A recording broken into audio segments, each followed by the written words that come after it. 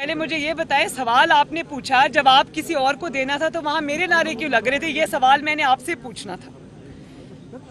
और जी और ये बताइएगा अवैस, ये बताइएगा कि एक तो लॉकडाउन में जाकर क्या बात करेगी। एक सेकंड, मैं पहले डॉक्टर आमिर लियाकत साहब की जो रहलत है वो मैंने अभी मुझे पता चला।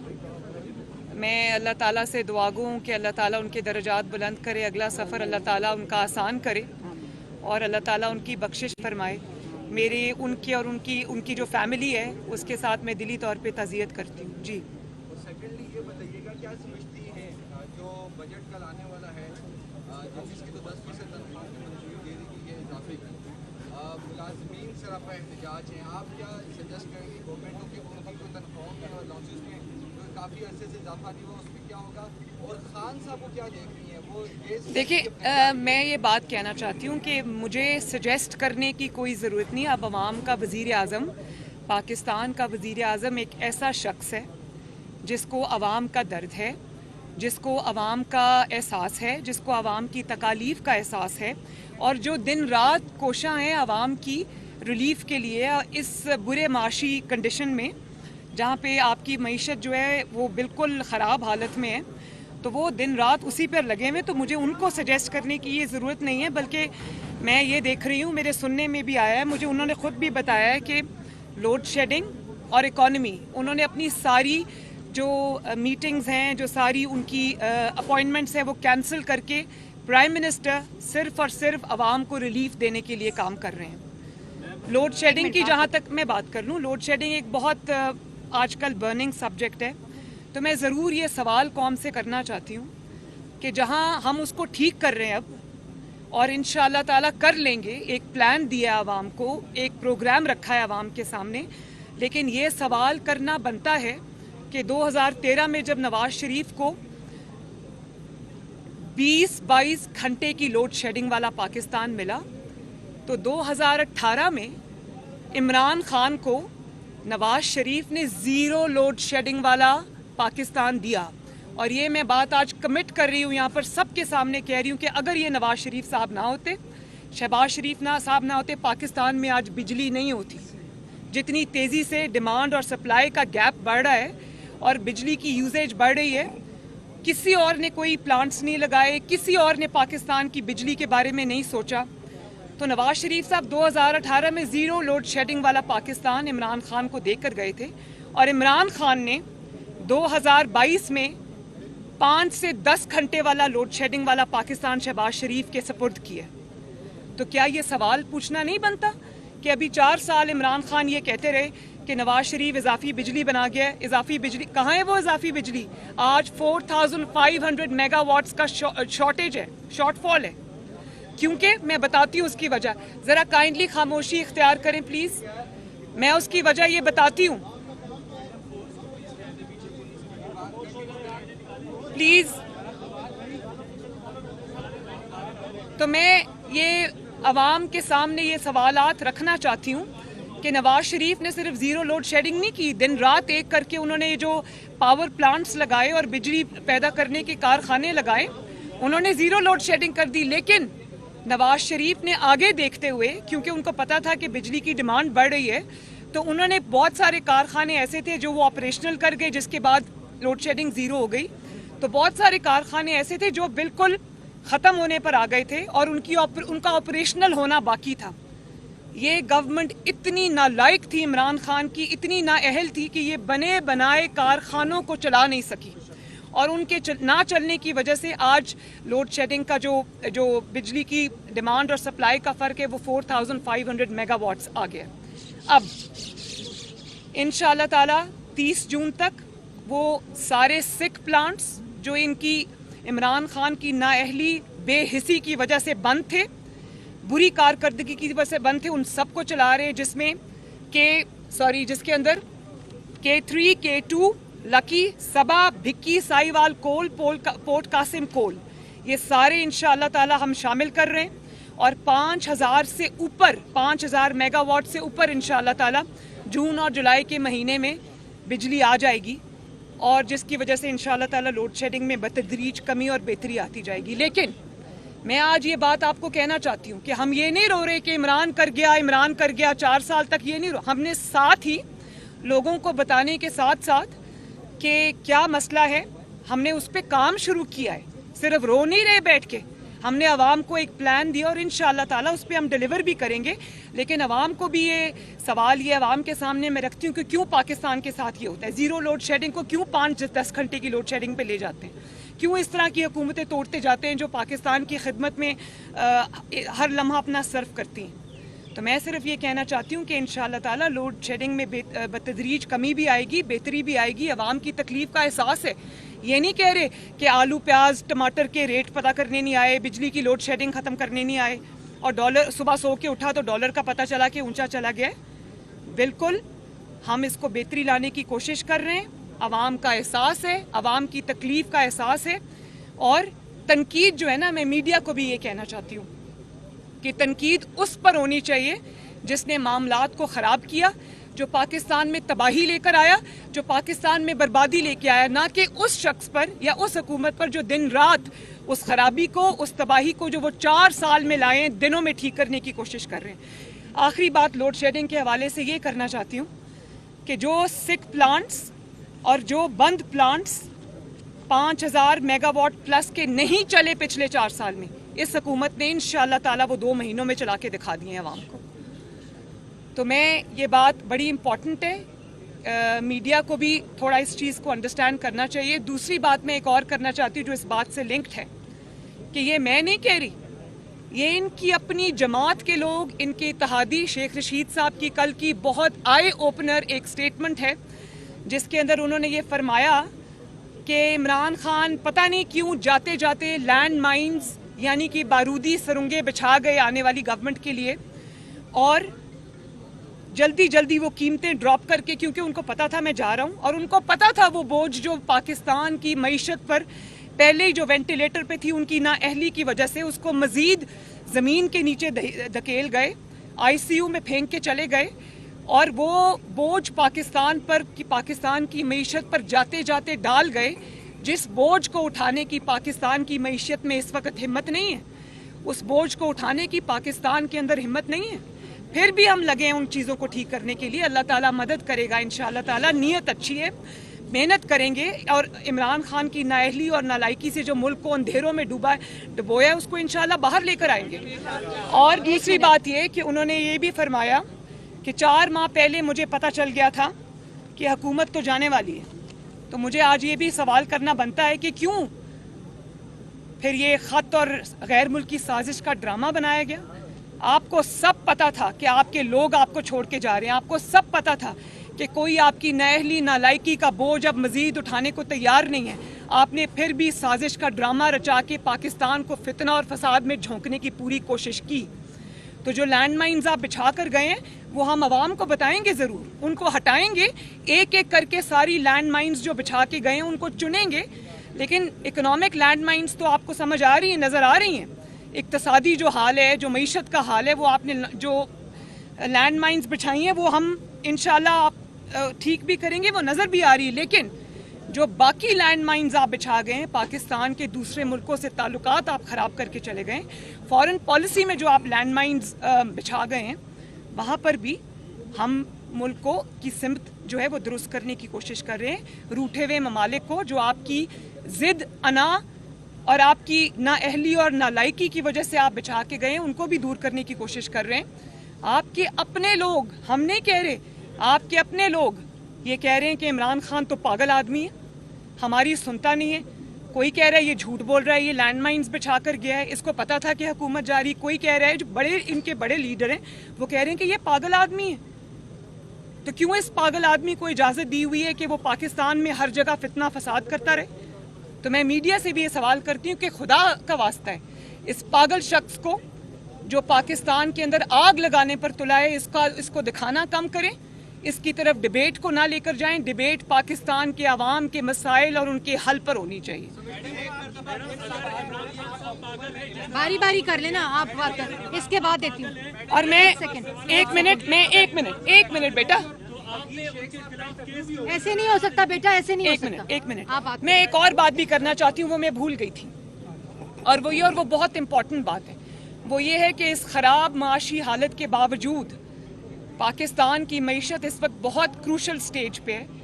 इसके बावजूद शहबाज शरीफ साहब दिन रात काम करके आवाम को रिलीफ देने की कोशिश कर रहे हैं। अगर पेट्रोल और डीजल की कीमतें उनको बढ़ानी पड़ी हैं तो साथ उन्होंने 28 अरब रुपए का पैकेज भी दिया है आवाम को, जिसमें उनको सब्सिडी मिलेगी, जिसमें उनको 2000 रुपया महीना मिलेगा 8.5 करोड़ खानदानों को।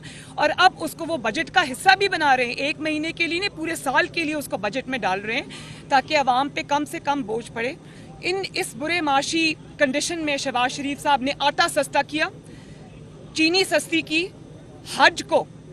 हज जो गरीब आवाम हज पे जाते हैं उनको 8.5 लाख रुपया देना पड़ रहा था, जिसको शहबाज शरीफ साहब ने 7 लाख पर लेकर आए आवाम की सहूलत के लिए। और आज से यूटिलिटी स्टोर्स पे जो घी है उसकी कीमत भी कम हुई है।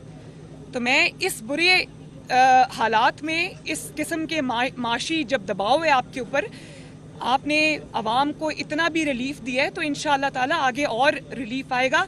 अगर शहबाज शरीफ नहीं कर सकता, अगर पाकिस्तान मुस्लिम लीग नून नहीं कर सकती, तो मैं आपसे सवाल पूछती हूँ कौन है वो हुकूमत या कौन सा शख्स है पाकिस्तान में जो ये कर रहे हैं, जो इसको ठीक कर सकता है?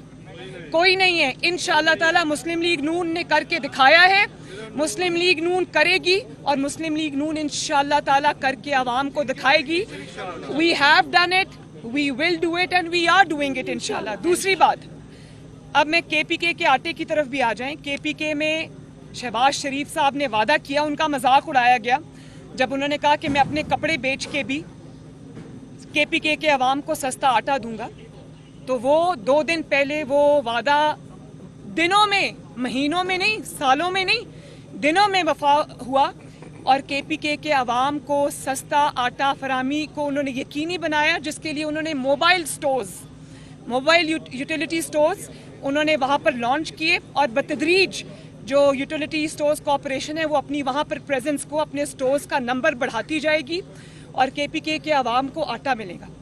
शहबाज शरीफ साहब केपीके के अवाम को सस्ता आटा और रिलीफ फराहम करने की कोशिश कर रहे हैं और केपीके का वजीर आला और केपीके का जो हुकूमत है वो इमरान खान को रिलीफ पहुंचाने की कोशिश कर रही है। ये है फर्क। वो सारा कुछ जो है ना वो बनी गाला नहीं, उसका नाम मनी गाला होना चाहिए। वो सब जो रिलीफ है वो मनी गाला जा रही है। तो ये फर्क है। जो लोग अवाम का एहसास करते हैं, अवाम के लिए आते हैं, अवाम की खिदमत के लिए आते हैं, वो सब बोलता है। जी, कभी आपने 5 कैरेट की अंगूठी ली है? कभी आपने भी 5 कैरेट की अंगूठी ली है?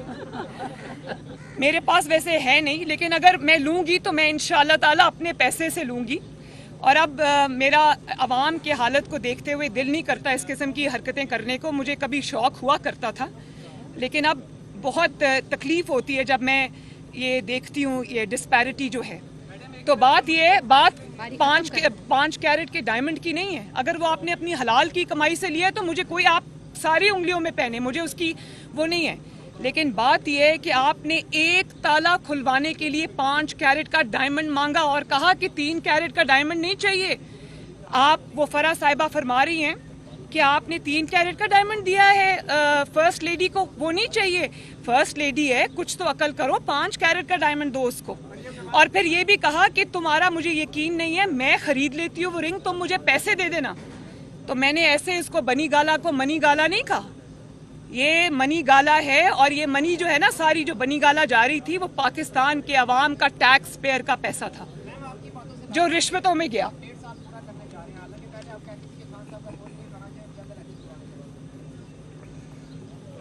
मैं ये समझती थी, लेकिन और मैं ऑनेस्टली ये फील करती थी कि अवाम के ऊपर ये बोझ नहीं डालना चाहिए और उसमें हमें नए इलेक्शन में जाना चाहिए और नया मैंडेट लेना चाहिए, क्योंकि हुकूमत 5 साल की होती है। पहले 2 से 3 साल आप सख्त इक़दामात करते हैं, आखिरी 2 साल आप अवाम को रिलीफ देते हैं। तो मेरा ये था कि नया मैंडेट लिया जाए। लेकिन जब इन्होंने अनाउंस किया कि ये जत्था लेकर इस्लामाबाद पे हमला आवर होना चाहते हैं और धौंस और धमकी से फैसला लेना चाहते हैं, उस दिन पूरी मुस्लिम लीग नून नवाज शरीफ साहब समेत डट गई कि जत्थों के हवाले, फितना गर्दों के हवाले, दहशत गर्दों के हवाले ये मुल्क हम नहीं करेंगे। मुश्किलात आएंगी, फेस करेंगे, अवाम के साथ खड़े होंगे, अवाम की मुश्किलात में खड़े होंगे, लेकिन अवाम को रिलीफ देने की पूरी कोशिश करेंगे। उस दिन हमने ये फैसला किया और आपने अपनी आंखों से देखा कि वो फैसला सही साबित हुआ। उनको फितना गर्दों को शिकस्त हुई, इमरान खान को तारीखी नामोशी, शर्मिंदगी और शिकस्त का सामना करना पड़ा। आज भी वो राना सनाउल्लाह साहब रास्ता देख रहे हैं, वो तारीख नहीं दे रहे। उसकी वजह ये है कि पहले तो इनकलाब ने अपनी ज़मानत करा ली, राहदारी ज़मानत, और उसके बाद इनकलाब अब सुप्रीम कोर्ट की तरफ देख रहे हैं कि सुप्रीम कोर्ट से पता चले फिर हम तारीख देंगे। देयर बाय मीनिंग कि जो इनकलाब हम नहीं ला सकते उसमें हमें सुप्रीम कोर्ट फैसिलिटेट करे।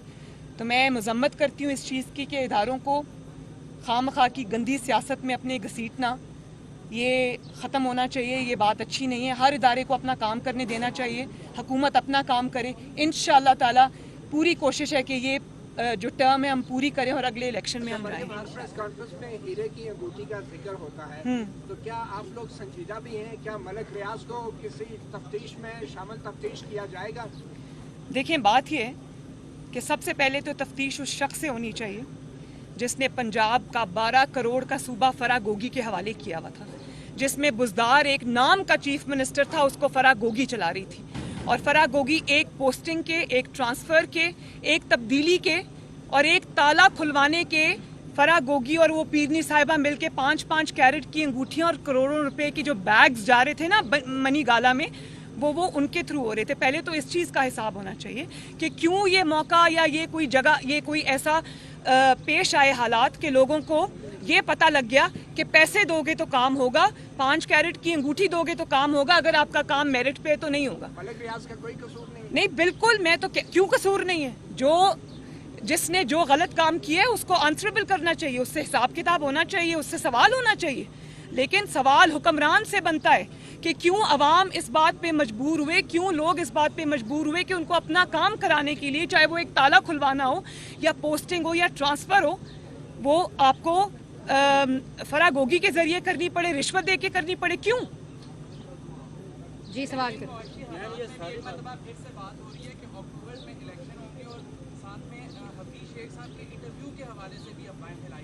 नहीं, उसकी उन्होंने बिल्कुल डिनाई कर दिया है, ISPR ने भी डिनाई कर दिया है और मेरा नहीं ख्याल कि इस बात में कोई सच्चाई है। मेरा ख्याल है डिसइंफॉर्मेशन को नहीं, लेकिन डिसइंफॉर्मेशन की जहां बात आती है वहां ARY की बात मैं ज़रूर करूंगी कि देखें, अभी 2 दिन पहले उन्होंने झूठी खबर फैलाई कि माशी या जो इकोनॉमिक इमरजेंसी है गवर्नमेंट वो लगाने जा रही है और उसकी वजह से डॉलर शूट किया, ऊपर गया, उसकी वजह से स्टॉक मार्केट नीचे आई और पाकिस्तान को नुकसान उठाना पड़ा, बिजनेस सेंटिमेंट ने सफ़र किया। तो मैं ये सवाल करना चाहती हूँ कि कैसे इतनी हिम्मत हुई ARY की, जो खुद गोल्ड का स्मगलर है, 12 अरब के टैक्स पे स्टे लेकर बैठा हुआ है और बगैर बिडिंग के स्पोर्ट्स के जो वो क्रिकेट के राइट्स हैं वो उन्होंने लिए हुए हैं। इमरान खान से उसने 40 अरब का फ़ायदा उठाया हुआ है और ये वो चैनल है जिसको 4 दफ़ा यूनाइटेड किंगडम ने, बरतानिया ने झूठ बोलने में लाखों पाउंड जुर्माना किया। वहाँ अब ये ARY के नाम से ऑपरेट नहीं कर सकते, इनको दूसरे नाम से ऑपरेट करना पड़ता है और वहाँ पर जो झूठ चर्न आउट करने की मशीन है, जो झूठ गढ़ने की मशीन है, जिसको ARY है, उसके सलमान इकबाल को, आपको उसको सलमान इकबाल को सतारा इम्तियाज मिलता है। तो क्या ये झूठ बोलने का तमगा उनको मिल रहा है? मैं ये समझती हूँ कि मैंने रिक्वेस्ट भी की है प्राइम मिनिस्टर को कि जो परसों इन्होंने घिनौनी हरकत की है, मुल्क की इकोनॉमी ने इनकी झूठी खबर की वजह से सफ़र किया है, इस पे स्ट्रिक्ट एक्शन होना चाहिए। मैडम, ये आपके बाद जो इस साइड और इस साइड में गवर्नमेंट मिनिस्टर से ये सरकारी खजाने से तनख्वाह लेते हैं, ये 3-4 घंटे आपके साथ कोर्ट में आते हैं, आपको नहीं लगता कि इनका काम आवाम के प्रॉब्लम्स को सॉल्व करने के ऊपर होना चाहिए? अगर उनके काम में कोई कमी है तो मुझे बताएं। उनके काम में कोई कमी नहीं है, वो अपना पूरा ना प्लीज, बिल्कुल नहीं, खिदमत की नीयत से आए हैं। दिन रात, कभी आपने ये भी देखा है कि वो रात को 2 बजे तक अपने ऑफिस में बैठ के बजट पे काम कर रही हैं? वो क्योंकि आपकी, लेकिन ऑस्टेरिटी की बात करते हैं ना, इसका पॉइंट ये है कि अगर आप सादगी की बात करते हैं तो फिर इन्वेस्टर्स को अपने वहां रहना चाहिए, वहीं होते हैं भाई। नहीं, सॉरी, ये आप नहीं, बिल्कुल नहीं। वो इस पार्टी की मेंबर भी हैं और वो ये हमारा हक है, पॉलिटिकल एक्टिविटी भी हमारा हक है, वो जिसके पास जाएं ना जाएं उनकी मर्जी। लेकिन अगर उन्होंने अपने कोई जो अपनी रिस्पॉन्सिबिलिटीज़ हैं उनकी अदायगी में कहीं कोताही की है तो उसके लिए हम जवाब दें, वो कोई नहीं है। ये बात तो दुरुस्त है, लेकिन ये पीछे राणा हुकूमत में रात और मावल फर्जी की एक फौज सबसे आप भी हम राणा सब उठते हैं तो अखबार में पढ़ते हैं 6 मावल फर्जी बना लिए गए वो कफायत शारी वो कहाँ गई ये सारी चीज़ें? कफ़ायत शारी के लिए जो प्राइम मिनिस्टर ने हिस्टोरिक स्टेप्स अनाउंस किए हैं वो आप सबके सामने हैं। मेरा नहीं ख्याल कि 4 साल ये पिछली हुकूमत जो है ये महंगाई को तरक्की बताती रही और अचानक 1 महीने में इनको याद आ गया कि महंगाई तरक्की नहीं होती, महंगाई तबाही होती है। तो उनकी तरह बेहिसी नहीं की। उन्होंने ये नहीं कहा कि चीनी कम कर लें। अपनी इनके वज़रा क्या बयानात देते थे इमरान खान के कि चीनी के दाने कम कर लें, चिकन ना खाएं, सब्जियां ना खाएं, रोटी कम खाएं। हम तो ये नहीं कह रहे। हम तो ये कह रहे हैं कि अगर आज अवाम सफ़र कर रही है तो हम अपने एक्सपेंडिचर्स भी कट डाउन करेंगे। हम अवाम की खातिर अवाम के साथ खड़े नज़र आएंगे। हम भी अपने जो गवर्नमेंट के जो भी अखराजात हैं उनको कम करेंगे, क्योंकि हम अवामी हुकूमत है। अवाम को जवाब दें, अवाम के साथ खड़े, अवाम का एहसास है हमें। और 1 मिनट भाई, 1 सेकंड जरा पीछे से ले लो। जल्दी आएंगे इंशाल्लाह, जल्दी आएंगे इंशाल्लाह ताला। और मतीउल्लाह जान साहब, आपने क्योंकि सवाल किया था रिटायर्ड फौजी अफसरान से और वो जवाब दिए बगैर, आप भी और वो एजाज सैयद साहब, तो वो जवाब दिए बगैर भाग गए वहाँ से। तो मैं ये ज़रूर कहना चाहती हूँ कि मुझे वो मनाजिर देखकर तकलीफ़ हुई।